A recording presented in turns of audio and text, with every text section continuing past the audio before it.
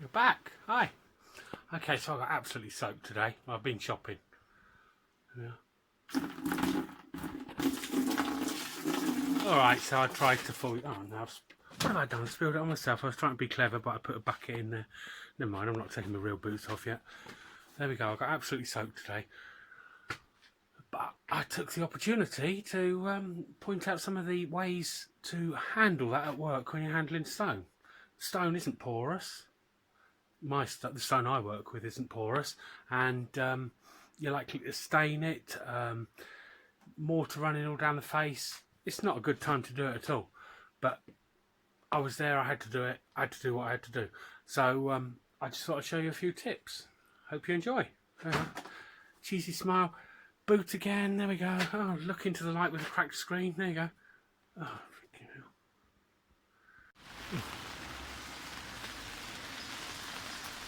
It's raining again. Okay, so it would have been better to stay at home. Of course, that's the top tip when it's raining, is probably to stay at home. But I'm here. So I've covered myself up.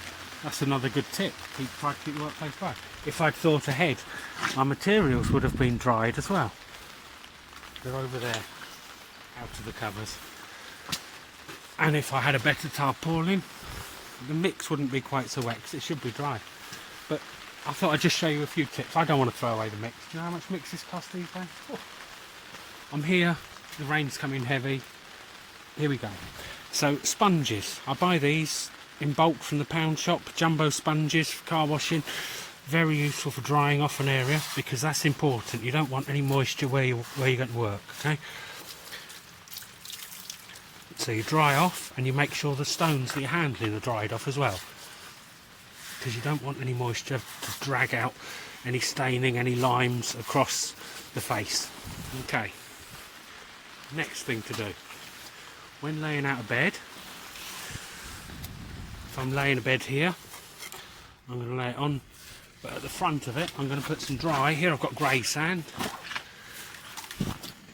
I put a bead of that along the front, a bead of grey sand along the front, so that as the stone would squeeze down, it's not going to push mortar out to the front. It's going to push into the grey sand that will absorb any moisture. And then after I've laid, I'm going to blind with a bit of sand as well, dryish sand. I just throw that on the face of material that I've laid to absorb any moisture again.